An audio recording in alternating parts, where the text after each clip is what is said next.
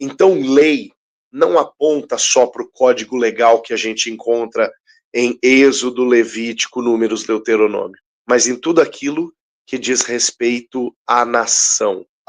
Tem mais dois componentes, então, que são sombras de bens vindouros: a terra e o povo.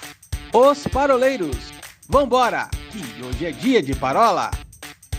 Olá, povo parolover, tudo bem com vocês? Bem-vindos de volta a mais uma roda de parola inédita, parola de número 231, a quinta, dentro do novo tema Nova Aliança em Cristo.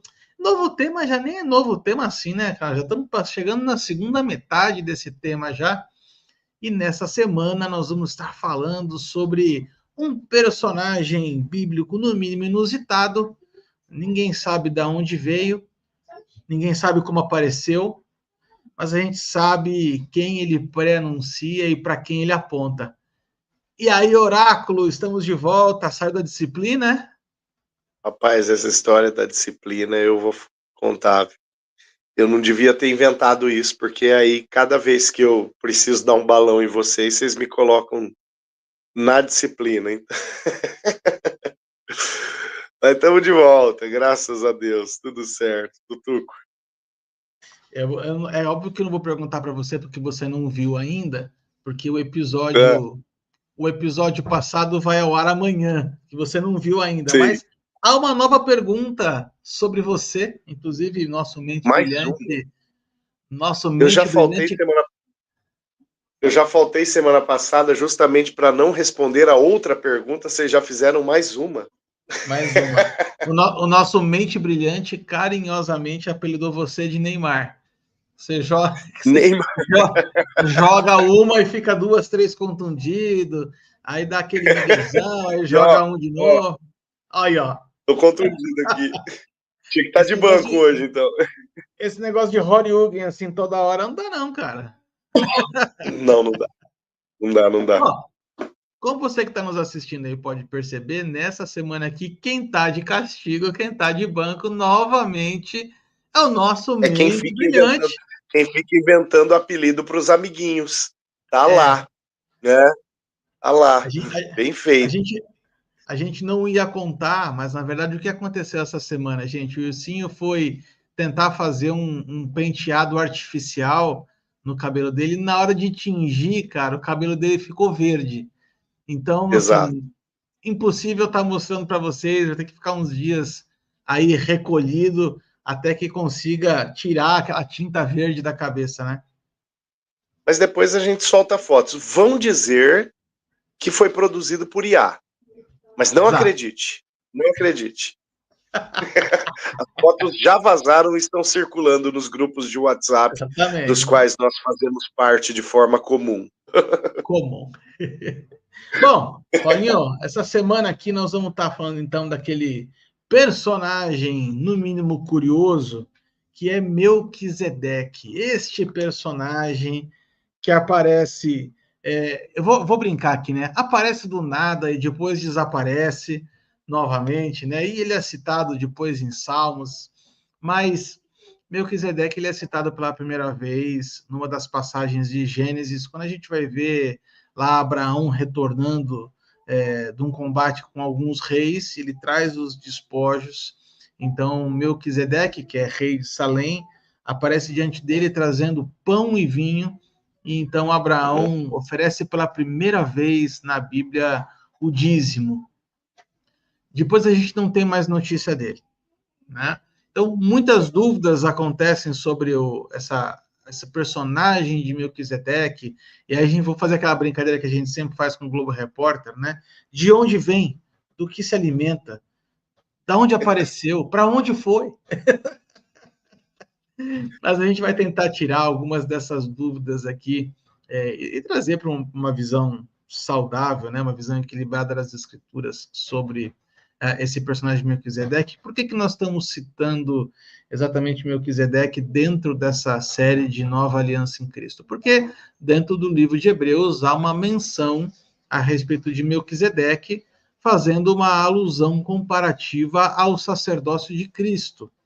Então, nós vamos ter aqui alguns pontos em comum, né, alguns pontos de contato entre Melquisedeque e Jesus. O que me leva a entender, Paulinho, aí eu vou deixar você destilar todo o seu conhecimento bíblico, teológico, hebraico, helênico, sobre essa pessoa de Melquisedeque que aparece lá, então, primeira vez em Gênesis. Seria um pré-anúncio de Cristo? Podemos falar isso que Melquisedeque é uma tipologia bíblica? Sim, sem dúvida. Inclusive, a carta aos Hebreus, ela se baseia no padrão tipológico. Ela se baseia nisso. Porque qual que é o grande objetivo dessa carta? Transmitir Cristo como Deus, né? Legitimar a posição de Cristo como Deus. E para transmitir isso, essa carta se vale de diversos modelos, né? Dentre eles, né, e quem sabe o central, é a ideia da aliança. A aliança, ela vai percorrer o assunto, a aliança vai percorrer a carta aos Hebreus no decurso da carta inteira, né? E Deus fez algumas alianças, o Wilson, ele gosta de falar das alianças, né? Então, às vezes, o Wilson até faz falta aqui para dar nome para as alianças e tudo mais, né? Mas qual que é a grande alegoria, né, na qual o assunto aliança entra aqui na carta aos Hebreus? De que a aliança firmada através de Cristo, ela é superior a todas as demais. Há uma aliança lá com Adão, há uma aliança com Noé, há uma aliança com Abraão, há uma aliança com Moisés, com Jacó, há uma aliança com Moisés, enfim, há uma aliança com Davi mais tarde, e a aliança de Cristo firmada para com a sua igreja, ou proposta para com a sua igreja, ela é superior a todas. Então, essa ideia da superioridade da aliança de Cristo precisa ser corroborada por um passo anterior. Que passo é esse? A superioridade de Cristo, né? Porque não se pode falar em uma aliança superior se o proponente desta aliança não for evidenciado como superior. Então, quando Melquisedeque, que é uma figura que aparece de uma maneira misteriosa lá em Gênesis 14, e é relatada dessa maneira misteriosa em Hebreus, né, no capítulo 7, no versículo 3, por exemplo, a Bíblia fala que Melquisedeque, ele... Cadê, ó? O 7:3 de Hebreus. Cadê? O texto vai dizer que ele não tem linhagem, que ele não se sabe de onde ele veio, não se tem registro acerca do fim, sem pai, sem mãe, sem genealogia, não tendo princípio de dias e nem fim de vida. É o que a palavra vai falar lá no 7:3 de Hebreus. Então, o que acontece? Você pega uma personagem que tem essa característica. No entanto, que aparece em um momento extremamente crucial da história lá em Gênesis, quando aquele que havia recebido a promessa de Deus para se tornar uma grande nação, já vinha vencendo batalhas. A guerra de 4 reis contra 5, né, da qual Abraão sai como um jubiloso vitorioso desta batalha, e no final dela ele vai levar os despojos, o dízimo de todos os despojos para Melquisedeque. Cara, tem um símbolo muito forte aqui, porque Abraão é o cabeça do povo de Deus, né? Se a gente for pegar o Abraão, ele é o símbolo, ou ele é um símbolo que aponta para a própria igreja na carta aos Hebreus. Na verdade, para o povo judeu, né? Na carta aos Hebreus, para o povo para o qual essa carta é direcionada. Mas Abraão aponta para os hebreus. Aliás, o próprio nome hebreu, né? A própria nomenclatura hebreu, ela vem do nome Abraão, né? Então, quando há essa comparação entre Melquisedeque sendo servido por Abraão, há uma intenção de que essa mesma comparação ela seja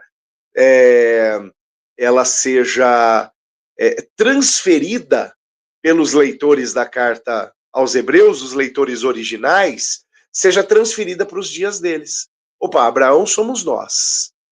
Melquisedeque, então, é esse Jesus que o autor está me apresentando.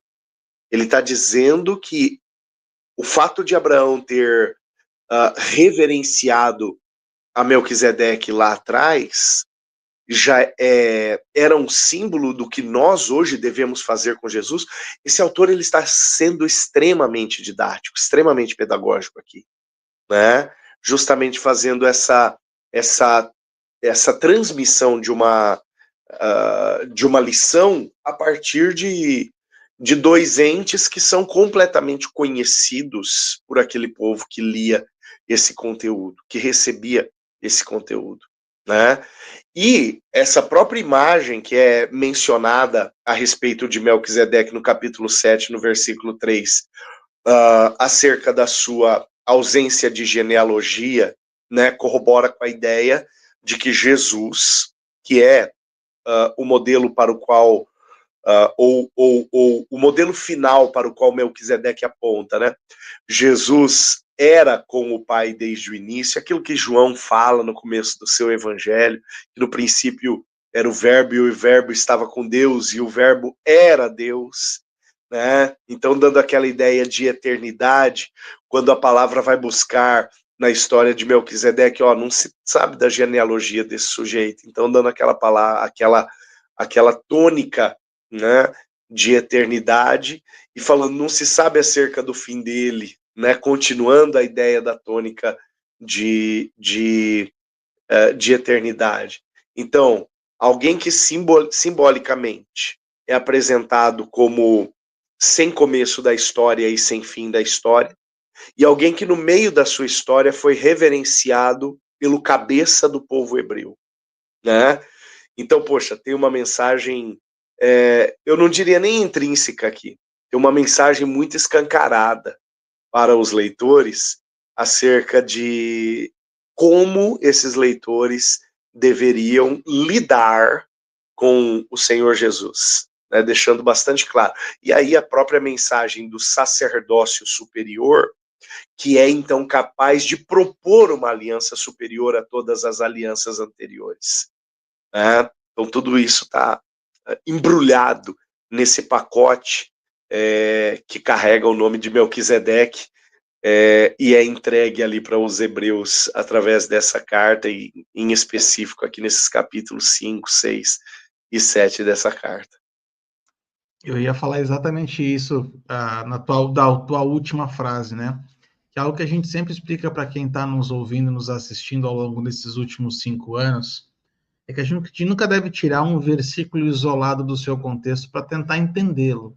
Quando a gente fala a respeito, né, da ordem de Melquisedeque e da importância do sacerdócio de Cristo, da superioridade do sacerdócio de Cristo, para a gente poder entender isso, a gente tem que vir num crescente realmente dos capítulos 5, 6 e 7. Né? E é por isso que a gente vem pedagogicamente, nesse novo tema aqui na Carta aos Hebreus, acaba meio que seguindo um pouco a ordem desses capítulos, porque para a gente falar agora sobre Hebreus 7, não faria sentido se a gente não falasse Hebreus 5, que foi o tema da semana passada. Mas aqui eu quero abrir um parênteses, né? Antes que o Wilsinho ele dê um chilique para com a gente aqui nas redes sociais em off, né, Paulinho? É uma coisa que é importante até para quem está aquele chiliquento. Aquele nervosinho. Existe um tema que é importante, que está dentro desse trecho, né, de Hebreus 5, 6 e 7, que são as doutrinas fundamentais de Cristo. E aí quem pode estar nos ouvindo fala assim, mas eles pularam esse assunto tão importante, né? Falar de doutrinas básicas, falar de fé em Deus, arrependimento de obras mortas, imposição de mãos, doutrina de batismos, né? Poxa, por que eles estão pulando? Gente, eu vou deixar aqui no final desse vídeo, vou até deixar um cardzinho aqui em cima agora. Nós tivemos uma série inteira falando só sobre as doutrinas fundamentais de Cristo, de Hebreus 6. Então, eu vou deixar tanto um cardzinho aqui agora, como vou deixar no final do vídeo também o link para você estar acompanhando e não perder e achar que a gente pulou esse assunto, mas foi intencional, tá? A gente não tem por que se aprofundar num assunto que a gente já falou a exaustão aqui. Mas, Paulinho, você estava falando, a gente está falando de Hebreus 5, 6 e 7, né? E aí o texto, lá no final do capítulo 6, já traz para a gente um gancho bem interessante, que ele fala, essa esperança é uma âncora firme e confiável para a nossa alma. E eu acho legal quando a Bíblia fala a respeito daquilo que nós estamos nos ancorando, né? Aquilo que nós estamos nos ancorando é aquilo que vai servir de segurança para a nossa fé. E falar sobre a superioridade sacerdotal de Cristo é, de certa forma, uma bela de uma âncora, porque é em cima desta afirmação é que nós vamos ter, de fato, firmeza e convicção da nossa fé. Tem muitas pessoas que acabam titubeando na hora de defender a fé de por que, por exemplo, o sacrifício de Cristo foi suficiente, por que o ministério de Cristo foi tão completo, e aí se perdem sem entender exatamente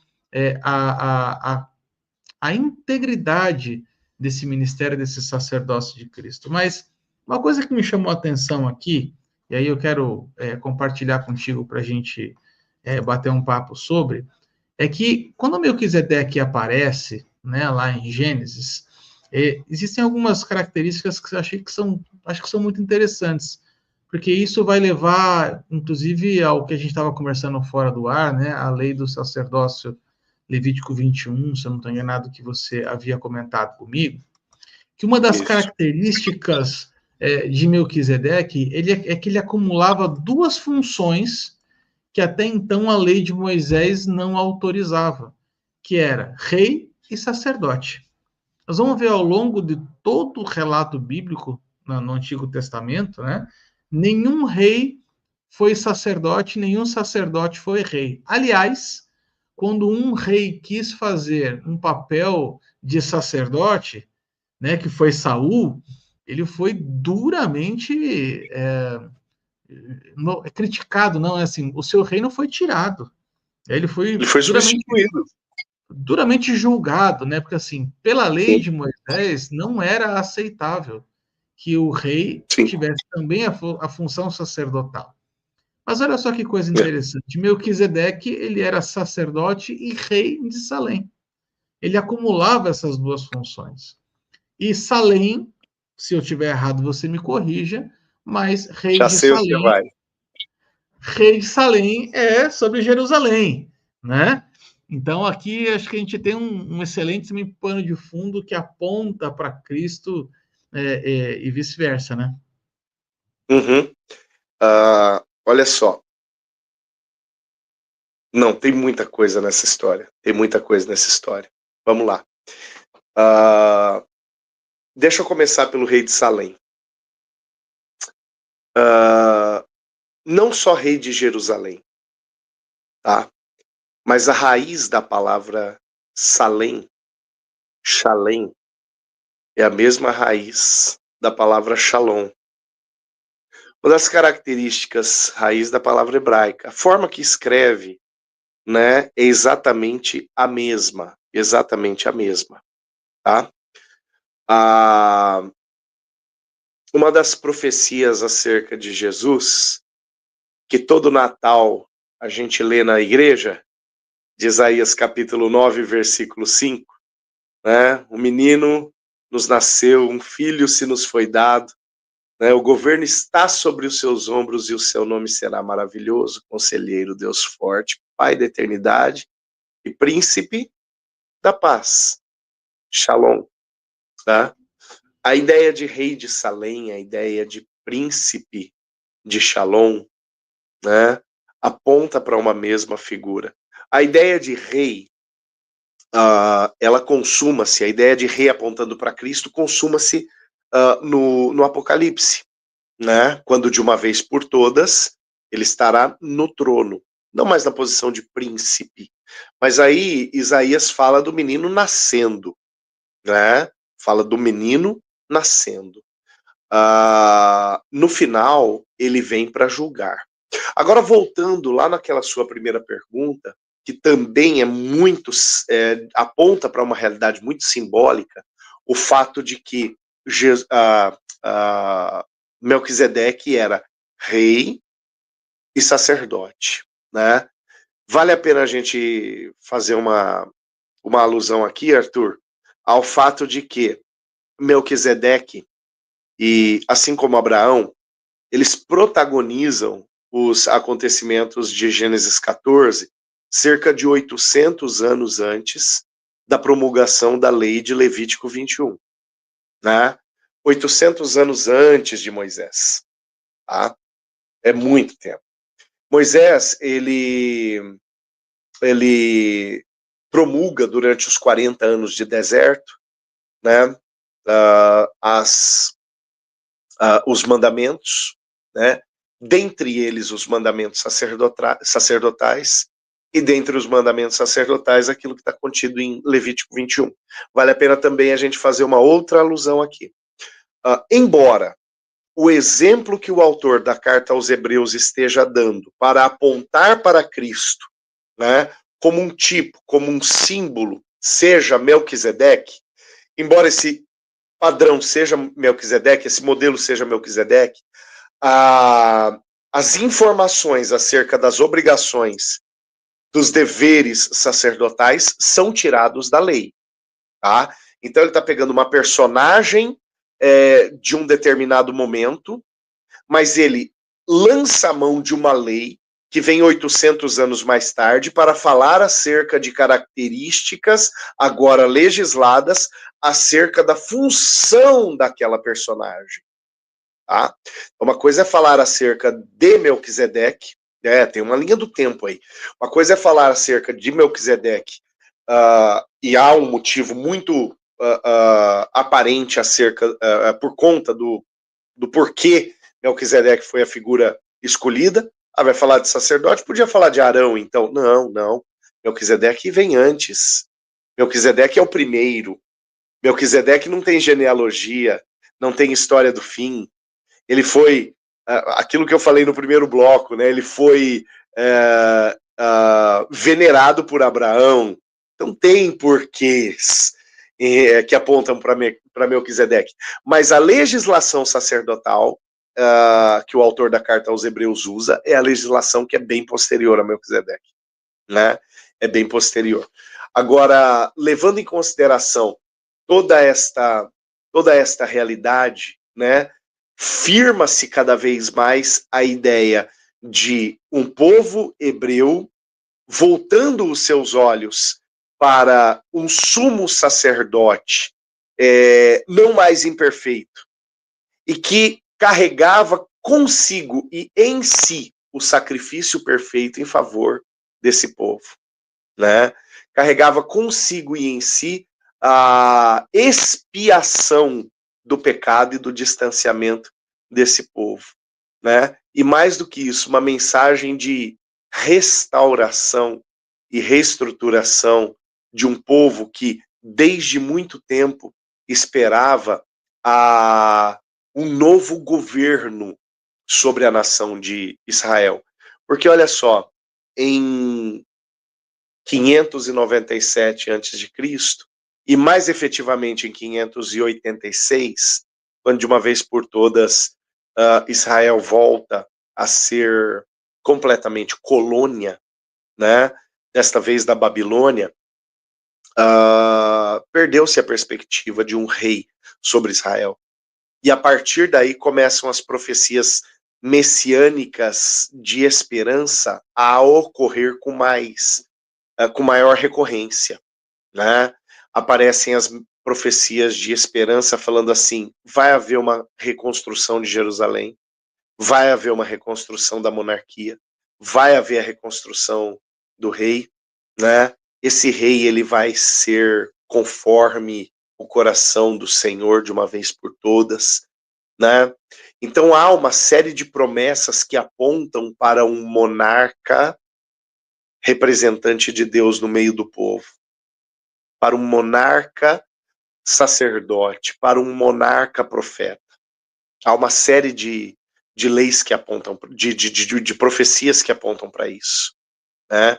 E essas profecias elas se consumam em Jesus, quando Jesus começa a falar acerca de reino, mas apontar para um reino superior. Eu vou usar esse termo superior de uma forma intencional. Quando ele começa a falar acerca de lei, e aí tem uma outra realidade que eu acho que nós vamos tocar daqui a pouco, quando troca-se o sacerdócio, troca-se também a lei. Ele começa a falar acerca de lei, mas de uma lei vista a partir de um ponto de vista superior. Ele volta a falar acerca de sacerdócio, mas também de uma perspectiva de sacerdócio vista a partir de um ponto de vista superior, né? Por quê? Porque o sacerdote Cristo, o sumo sacerdote Cristo e rei Cristo mostra-se superior ao sumo sacerdote Melquisedeque. Então a ideia do rei e sacerdote lá em Melquisedeque, e rei não de qualquer lugar, mas rei da paz, rei de Shalom, né? Consumado em Cristo Jesus, aponta para todas essas realidades que só vão costurando, só vão cravando Jesus na posição na qual o autor dessa carta quer cravá-lo, né? Como um modelo de Melquisedeque superior, que deve ser adorado pelo atual povo de Abraão, né? Então essa arquitetura dessa carta é algo tremendo. Seria um Melquisedeque Premium, né? Mais ou menos é que você está dizendo assim, olha, é como se o autor estivesse dizendo assim, olha, assim como Abraão se curvou diante de Melquisedeque, lá atrás, hoje, vocês precisam reconhecer que vocês precisam se curvar diante de Jesus. Existe quase aquele apelo que Jesus faz em João 6, dizendo assim, se vocês são descendentes de Abraão, vocês requerem para si a bênção de serem descendentes de Abraão, então desenvolvam o mesmo caráter que ele. É a pregação de Jesus lá em João 6. É que lá Jesus foi com o pé na junta, né? Aqui o autor da carta aos Hebreus está sendo muito carinhoso. Mas uma coisa que, assim, cara, deixa meu coração... eu vou usar o termo de Wesley, né? Extremamente aquecido. Exatamente essa passagem em que quando Abraão se coloca diante de Melquisedeque, Melquisedeque vem com pão e vinho. Cara, justamente, né, Jesus vem e replica esses mesmos elementos, sei lá, quantos mil anos depois, né, você está falando de 800 anos antes da lei, depois da lei, não sei mais quantos anos para Jesus, mas nós estamos falando de uma distância de tempo, assim, muito grande. Abraão tá, só para você ter uma ideia, Abraão está em 2.200 antes de Cristo. Então, estou falando de 2.200 anos de diferença entre Abraão diante de Melquisedeque com pão e vinho e Jesus na mesa servindo pão e vinho, né? Eu acho interessante, Paulinho, como esses dois elementos eles estão à baila dessa história, e eu tendo a pensar que esses dois elementos eles são muito mais do que símbolos. Eles trazem com eles valores, eles trazem com eles fundamentos, que são exatamente... Aí eu vou trazer para a gente aqui já juntar isso com a famosa frase que para a gente vai ser a virada de chave da conversa, mas que com a mudança de sacerdócio há também necessidade de mudança de lei. Jesus, ao longo do seu ministério, né, nós vamos ver isso lá no Sermão do Monte, a gente já falou isso inúmeras vezes, vai falar assim, os profetas, aliás, vocês ouviram tal coisa, tal coisa, tal coisa, eu, porém, vos digo assim, assim, assim. Ouvistes o que foi dito, eu, porém, vos digo. Jesus o tempo inteiro citava a lei e trazia uma releitura, trazia uma nova perspectiva a respeito da lei, mostrando exatamente que, olha, essa lei de vocês, ela figurou e funcionou até o dia de hoje. Daqui para frente, a lei ela muda de patamar. Mas se tem uma coisa que não muda, é o pão e o vinho. Isso é uma coisa que, assim, mexe muito com o meu coração, cara, porque são símbolos de entrega, são símbolos de uma bênção, de provisão, né, que falam muito ao nosso coração. Queria te escutar um pouquinho sobre isso. O pão, falando nisso, a gente poderia qualquer dia gravar uma série sobre o Sermão do Monte, né?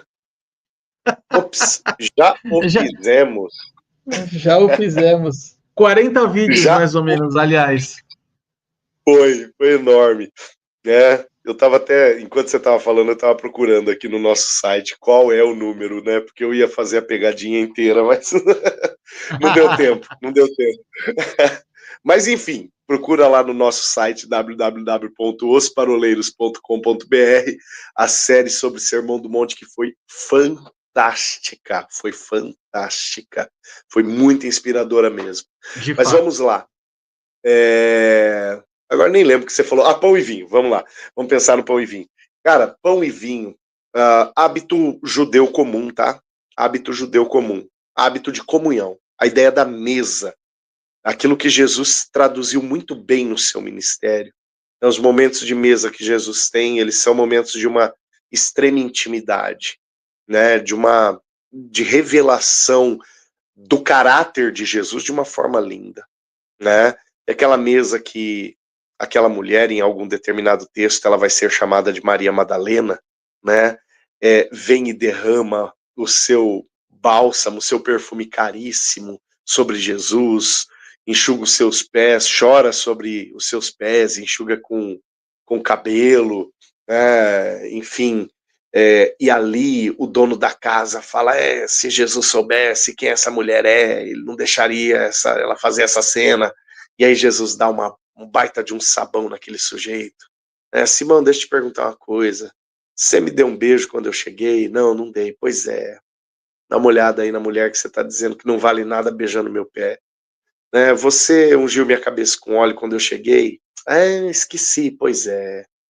E olha essa mulher, o perfume que ela jogou em mim. Né? Você está julgando de uma forma equivocada. Jesus ali, ele dá uma baita de uma lição acerca de perdão, né? Em outro ambiente, Jesus ele vai comer na casa de Mateus, está lá no capítulo 9 do Evangelho de Mateus, e os amigos de Mateus, publicanos, pecadores, gente da ralé do pecado, vai parar lá naquela mesa e Jesus tá lá naquela mesa com eles, sendo revelado para eles. Numa outra ocasião, Jesus vai lá para a mesa do publicano Zaqueu, Lucas 19, sabe? E lá ele ouve Zaqueu, ele ministra sobre Zaqueu, e mediante o arrependimento daquele cara, Jesus fala, salvação chegou nessa casa, né? E a mesa dos últimos momentos de Jesus, ali em João 13, 14, 15, 16 e 17. Posso acrescentar mais uma, Paulinho? Pode. Mesa de Emaús. Meu Deus. Essa veio depois ainda, né? A mesa de Emaús. É João... agora eu já não vou lembrar, né? Não vou lembrar exatamente onde. Final 20, provavelmente. Agora, o que acontece? Lá nessa mesa em específico, né? Do 13, 14, 15, 16 e 17 de João, Jesus parte o pão com eles, né? E ele parte o pão, ele diz que ele quer fazer isso uma última vez com seus discípulos. E ali ele revela o que aquele partir de pão simbolizava. Ele já tinha dado uma pista em João 6, quando ele diz, quem não comer do meu corpo, não beber do meu sangue, não vai ter parte comigo. Agora, lá em João 13, ele faz essa alusão de uma forma extremamente tremenda. Ele diz, ó, o pão representa o meu corpo, né? O vinho representa o meu sangue. Por isso a ideia de que quem não comer e não beber não tem parte com ele. Agora, por outro lado, a gente vê os mesmos elementos sendo objeto de repulsa ao Senhor. Por exemplo, em Oséias capítulo 7, no versículo 14, a palavra diz assim, em referência a Israel, né? Vocês se ajuntam para o trigo e para o vinho, mas eu não estou no meio de vocês. O trigo e o vinho, o pão e o vinho. Levando em consideração, então, que era um costume comum dentre os judeus, se ajuntar para um tempo de comunhão, né? Se ajuntar para um tempo de proximidade. Se você olhar na carta a Judas, o texto vai falar das festas ágape, que eram esse tempo, né, de estar juntos. Se você olhar em Atos capítulo 2, partiam o pão de casa em casa, né?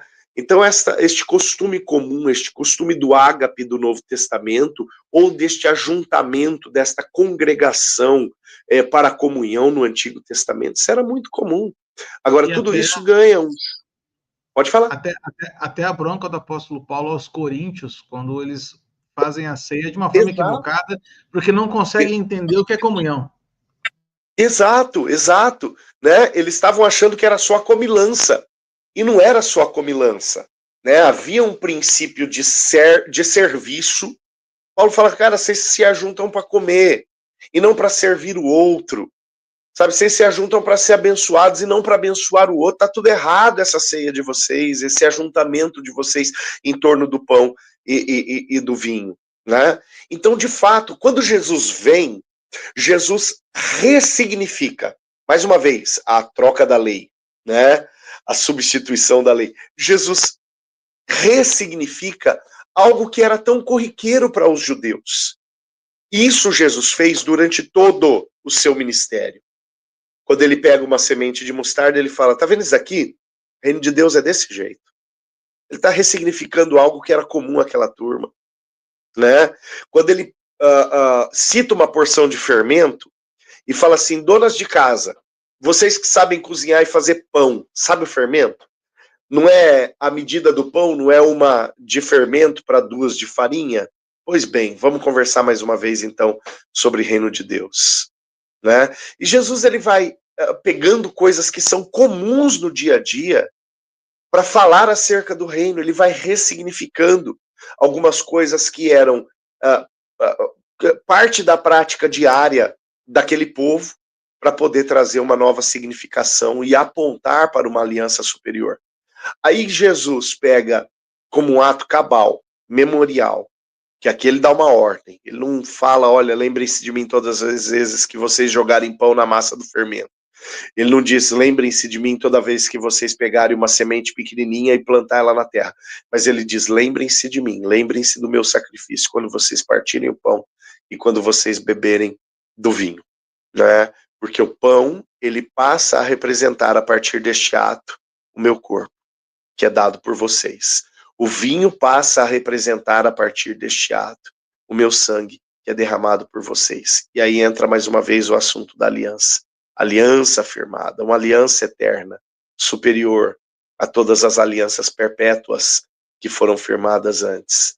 Né? Então Jesus, de fato, ele ressignifica algumas coisas, e quando a gente vai entrar no assunto da lei, né, eu vou rolar a bola um pouquinho para você comentar, mas depois a gente volta nessa questão da lei, porque aí há uma profundidade de ressignificações muito mais profundas que a gente vai enxergar a partir do ministério de Jesus. Eu gosto de usar uma ilustração quando eu estou fazendo aqui o curso com os homens.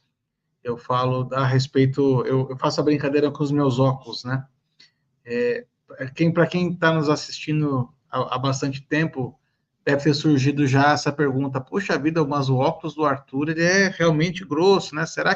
Quantos graus será que o Arthur tem, gente? Eu tenho 13 graus nos meus óculos. Então, isso para mim deixou de ser um problema já há muito tempo, não me importa mais. Então, eu falo isso com muita vulnerabilidade, sem precisar ficar melindrando com isso. Mas o que eu falo para as pessoas aqui é que a forma como nós enxergamos o mundo vai determinar muito como nós vamos nos comportar diante da palavra, diante de Deus. E o que eu vejo, Paulinho, é como se Jesus estivesse colocando uns óculos nas pessoas, dizendo assim, olha, a partir de hoje, aquilo que você enxergava de uma forma turva, de uma forma desfocada, você enxergava, quem sabe, com uma forma desfigurada, tentava palpar, tentava entender, se esforçava, apertava os olhos assim, você tentava enxergar pelo seu próprio esforço. Eu, sem os meus óculos, é exatamente isso, né? Eu vou tentando apertar o olho assim para tentar me esforçar para enxergar aquilo que está diante dos meus olhos. Mas é como se Jesus estivesse dizendo assim, olha, cara, não adianta você ficar se esforçando. Você só vai conseguir enxergar mesmo a partir do momento que você enxergar através dos meus olhos. Você enxergar através do meu coração. Enxergar como eu enxergo, sentir como eu sinto, ter compaixão das pessoas como eu tenho. E para mim, essa mudança de lei, e aí se eu estiver errado, você vai me corrigir, mas eu não vejo uma mudança de lei de 180 graus. Assim, a lei apontava para cá, agora ela aponta para o outro lado. Não, na verdade, o que nós estamos tendo é uma visão plena de algo que a lei trazia de forma parcial. Né? Sim. Então, eu brinco muito com essa questão dos óculos. Né? Então, quando Jesus ele vem instituir a questão do pão e do vinho, para mim é exatamente isso, né? Trazer a plenitude da comunhão. Olha, estou mostrando para vocês que a mesa não pode ser um lugar somente para você satisfazer suas próprias necessidades, como você mesmo disse. Mas a mesa sem comunhão é um espaço vazio. A mesa sem comunhão é um espaço vazio. Eu tenho visto, Paulinho, ao longo dos meus últimos anos aqui, vai completar 14 anos agora aqui em Curitiba, desde aquela nossa noite memorável em Corumbá. Em Corumbá. E eu tenho visto, assim, e Deus tem me mostrado ao longo dos últimos anos, cara, a importância de você ter momentos de mesa com as pessoas. E por que eu falei contigo a respeito da mesa de Emaús, né? Mesa de Emaús é algo que tem falado muito forte ao meu coração nas minhas últimas 2 semanas, principalmente.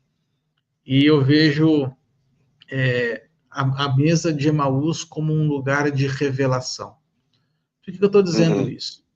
Na passagem de Emaús, nós vamos ver 2 pessoas saindo de Jerusalém, entristecidas, porque Jesus havia morrido, e elas não tinham entendido que ele ressuscitaria. Então, Jesus, ao longo de toda uma jornada, de uma caminhada, ele vai falando sobre a lei e os profetas, explicando para aquelas 2 pessoas que o Cristo deveria padecer, tal. E aí que me traz à cabeça a seguinte coisa, cara, Jesus passou, sei lá, 2 horas, 3 horas, a Bíblia não fala quantas horas eles caminharam lado a lado, mas eu acredito que foi um período razoável de tempo. E quando chegou no final dessa jornada, você não percebe as pessoas entendendo, assimilando o que Jesus falou. Fala simplesmente, olha, senta para comer com a gente aqui, está tarde, né? Você não vai conseguir seguir à noite a sua viagem. Mas eles só tiveram a revelação de quem Cristo era na mesa, no partir do pão. Então, mostra para mim, Paulinho, que a mesa tem se tornado um lugar de revelações. Revelar não só quem Cristo é, mas a mesa é um lugar que vai revelar quem de fato te ama, vai revelar quem quer ter intimidade contigo para reclinar a cabeça no teu peito, vai revelar quem são apenas os curiosos, vai revelar aqueles que querem relevância para sentar à tua direita, à tua esquerda, vai revelar quem são aqueles que vão te trair. Mas na mesa também é o lugar onde Cristo se revela. Onde se revela o amor, onde se revela o serviço. E Jesus veio mostrar para a gente, e aí eu quero voltar, quem sabe, 2, 3 parágrafos da nossa conversa, quando a gente fala que Melquisedeque foi rei e sacerdote, né, e que apontava isso para Cristo. Cristo mostra para a gente um governo e um sacerdócio que servem. E isso, para mim, é algo que fala muito ao meu coração. Porque hoje, talvez nós vemos em muitos lugares posições de governo que não se colocam a serviço das pessoas, que se colocam num lugar de status, quem sabe, de ser visto, de relevância, mas de pouco serviço. Jesus veio inaugurar um tempo onde ele fala assim: olha, aquele que ama serve, aquele que quer ser o primeiro, aquele que vai ter que ser o último, aquele que quiser ser o maior vai ter que ser o menor. E aqui a gente vê uma série de ressignificações, né, desses princípios humanos. E aí, obviamente, isso também aponta para a lei, que é onde eu vou deixar você discorrer um pouquinho sobre, mas fala muito sobre essa nova ótica. Para mim, essa brincadeira dos óculos faz muito sentido, sabe? Uhum. Sim, sim, sim, sim. Agora, para pensar, Arthur. O que Deus... Vamos voltar lá na origem, tá? Lá na origem do povo de Israel. Para Deus estabelecer o seu povo, ele faz uma promessa para Abraão. Ele diz: Abraão, sai da tua terra, sai da parentela, sai da casa do teu pai, vai para o lugar que eu vou te mostrar. Nesse momento, Deus tem uma linhagem, né? Porque ele diz para Abraão: eu vou fazer de você uma grande nação. Tudo isso está em Gênesis 12, 1, 2 e 3. Tá? O surgimento da linhagem e a promessa do território. Certo? Agora, uma nação, para ela ser soberana, ela não é só linhagem, povo e território. Ela precisa de um terceiro elemento, é a lei. Então a mistura desses três elementos, que são os três elementos centrais do Antigo Testamento, tá? Povo, terra e lei. Os três elementos centrais do Antigo Testamento. A mistura desses três elementos dá-se o nome de nação. Ela recebe esse nome, certo? Quando a palavra vai falar, então, lá em Mateus capítulo 5, Mateus capítulo 6 e Mateus capítulo 7, Sermão do Monte. Quando Jesus vai pregar acerca da lei, Jesus ele modifica a compreensão, ele amplia, na verdade, ele não substitui nada, mas ele amplia a compreensão acerca de diversas cláusulas da lei. Mas você pode ver, mudando a compreensão acerca das diversas cláusulas da lei, ele muda também a perspectiva do povo acerca de que terra perseguir e acerca de quem o próprio povo era. Então, voltando a Hebreus, e agora avançando um pouco, chegando lá no capítulo 10, que nós já dissemos aqui em outros momentos, que é a chave de compreensão da carta aos Hebreus, capítulo 10, versículo 1. Quando lá a palavra fala que a lei é a sombra de bens vindouros e não a imagem nítida das coisas, a brincadeira que você fez com os óculos, quando lá a palavra fala isso, então lei não aponta só para o código legal que a gente encontra em Êxodo, Levítico, Números, Deuteronômio, mas em tudo aquilo que diz respeito à nação. Tem mais dois componentes, então, que são sombras de bens vindouros: a terra e o povo. A lei, a terra e o povo, elas juntas, claro, a lei é o que legitima uma nação. Uma nação é legítima a partir do elemento legitimador que é a lei. Que é aquilo que diz quem é essa nação, quais são os valores dela, né? Aí ela deixa de ser um aglomerado de gente e ela passa a ser uma nação. Aí ela tem legitimidade, porque ela tem uma lei, legis. A palavra legítimo vem de legis, que é lei, tá? Então é isso que está acontecendo. Quando a palavra fala, então, a lei é sombra de bens vindouros, a palavra está apontando para outros elementos que provocam a existência da lei, que dependem da existência da lei. Então, o povo antigo é sombra de um povo vindouro. A terra antiga é sombra de uma terra vindoura. O código legal de legitimação deste povo e desta terra é sombra de um código legal vindouro. Então, aqui, agora a gente foge da carta aos Hebreus e a gente avança para a Bíblia de uma forma tremenda, a gente avança para a igreja de uma forma tremenda. Porque se o povo lá atrás, liberto, né, aponta para um povo vindouro, e se a gente vai lá para a carta aos Romanos, o apóstolo Paulo desenha na carta aos Romanos um ensino tão tremendo, quando ele fala assim, olha, o zambujeiro, ele é enxertado na oliveira, falando assim, ó, os gentios são enxertados nos hebreus. Olha o bem-vindouro do povo de Abraão lá atrás, alcançando a minha vida aqui na frente, a sua vida aqui na frente, né? Quando a palavra fala, olha, a terra pela qual nós devemos perseguir, o reino que Jesus veio trazer não é dessa terra, não é deste mundo, o meu reino, Jesus falou, não é deste mundo, mas é um reino eterno. Poxa, olha aquele reino lá atrás, aquela terra lá atrás, apontando para uma nova Jerusalém eterna, sabe? Então tem uma série de coisas que andam juntas com a perspectiva da lei e que são vinculadas à terra e povo, que levam muito além a compreensão daquilo que a aliança proposta por Cristo na carta aos Hebreus alcança, porque ela vai alcançar a nossa vida, ela vai alcançar a igreja, ela vai alcançar as próximas gerações, né? É algo muito, muito ampliado, muito maior do que isso tudo, né? Se a gente ficar falando acerca disso, a gente vai longe nesse negócio. Mano do céu, agora, cara, a cabeça fez assim, ó, puf. Muito, cara, é algo que eu não tinha até hoje pensado por essa perspectiva, cara. Você abriu para mim um horizonte que eu não tinha em mente. Mas, cara, a gente está mais ou menos chegando aqui já no final da nossa parola. Já estamos aqui batendo os nossos 50 minutos de lei.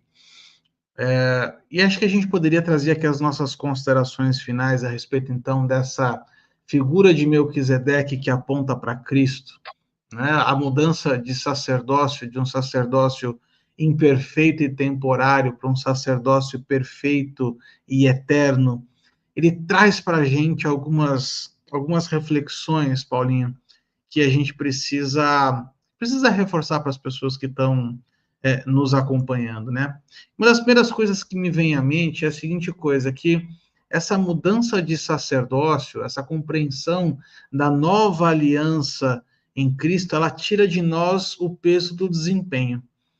Então já não é mais uma questão ritualística, não é sobre o muito fazer, né? Não é sobre o muito a sacrificar. E aí eu quero depois, para a próxima parola, nós vamos fazer algumas brincadeiras sobre o que vale e o que não vale mais para a nova aliança, da antiga aliança que não vale para a nova.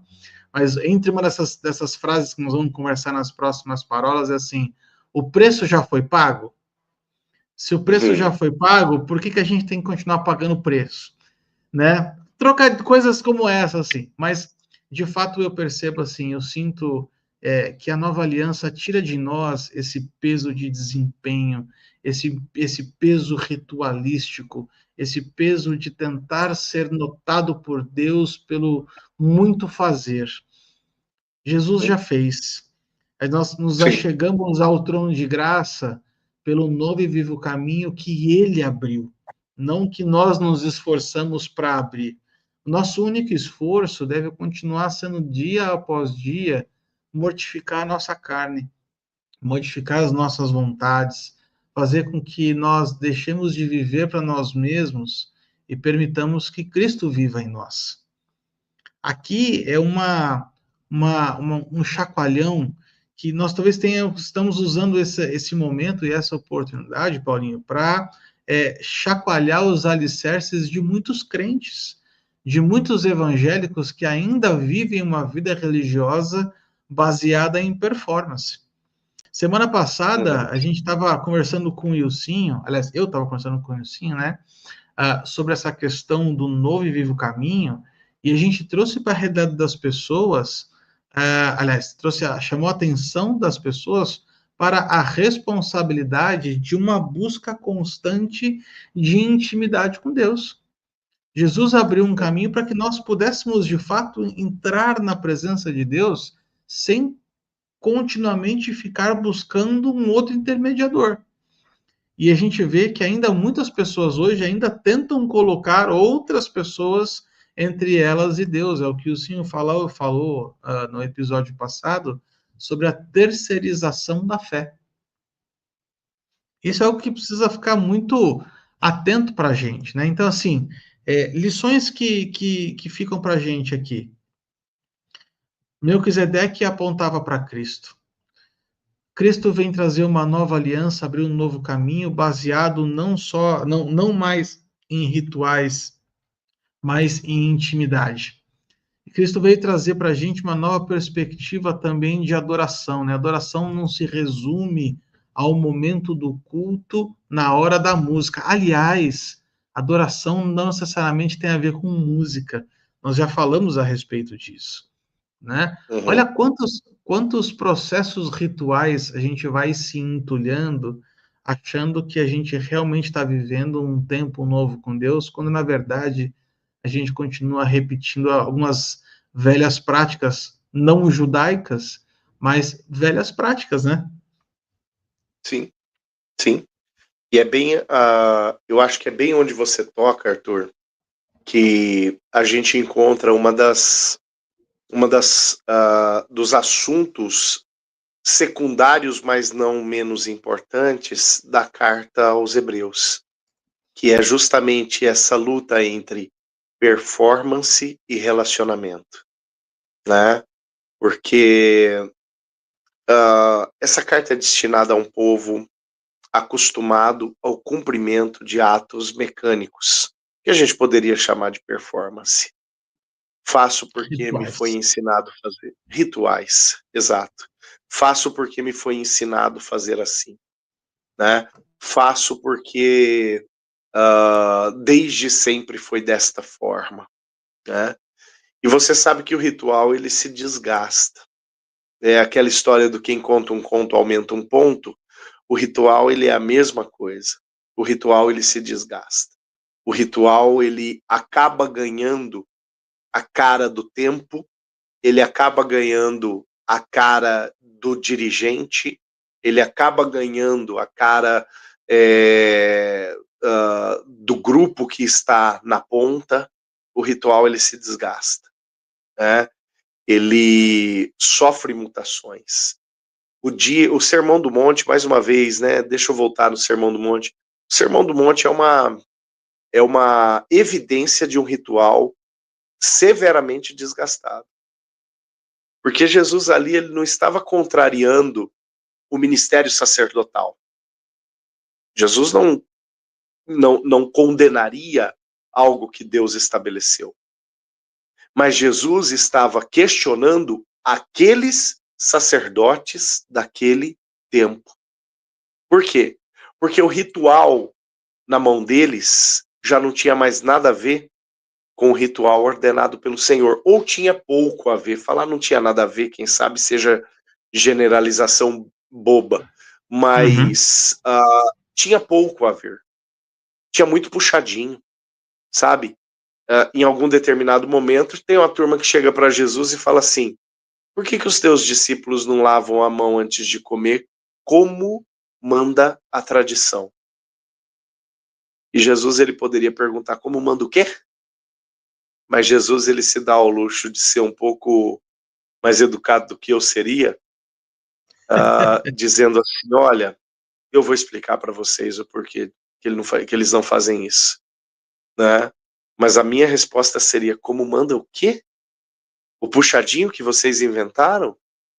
Porque de fato era isso. A tradição eram os puxadinhos que os sacerdotes foram acumulando junto à lei e dando aos próprios puxadinhos peso de lei, né? Em alguns determinados momentos, estes puxadinhos, eles eram um grande assunto destes sacerdotes no que diz respeito à regra de conduta a ser seguida pelas pessoas. Virou regra de conduta, né? Então, o retorno à lei que Jesus propõe e o retorno a uma leitura conforme os olhos de Deus para a lei proposta ali no Sermão do Monte, né, vão fazer com que o povo reflita sobre os seus atos e os porquês de seus atos. Há muito tempo atrás, né, e eu encerro, muito tempo que eu digo, sei lá, uns 6, 7 anos atrás, eu preguei um sermão aqui na minha igreja, que eu intitulei "É a Deus que você adora quando você diz que você adora a Deus", né? Levando justamente o povo a questionar os seus atos e os porquês de seus atos. Por que fazemos o que fazemos?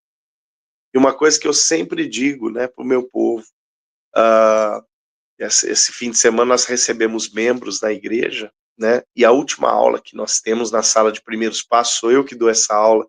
A última aula que nós temos na sala de primeiros passos é justamente essa: quem nós somos e por que fazemos o que fazemos, por que cremos no que cremos, porque nós fazemos o que fazemos, né? E é aquele momento de tirar dúvida, falando assim: para que serve o culto aqui na nossa igreja?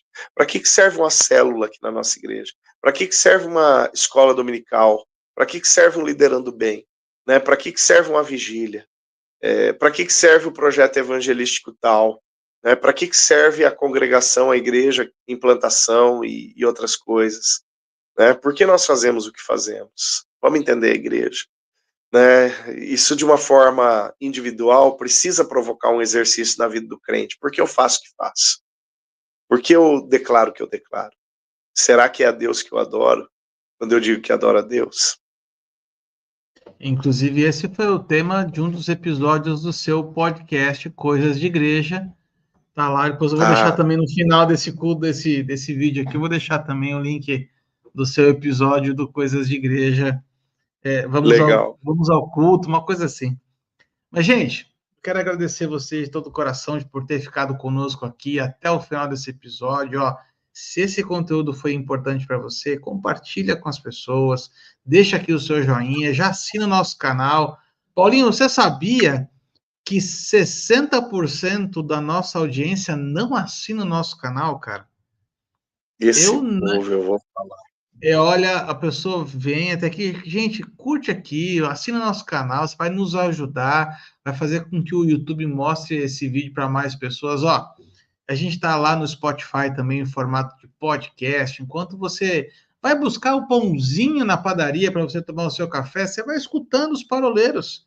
Na verdade, enquanto você leva o seu pet para dar a volta, enquanto você faz o seu treino na academia, enfim, tem muitas atividades que você pode estar fazendo e ouvindo a gente também, com um conteúdo bíblico de qualidade, de uma forma leve, descontraída. E semana que vem a gente está de volta, se Deus quiser, com Mente Brilhante, para mais um episódio da série Nova Aliança em Cristo. A gente se vê semana que vem, se Deus quiser. Tchau, tchau.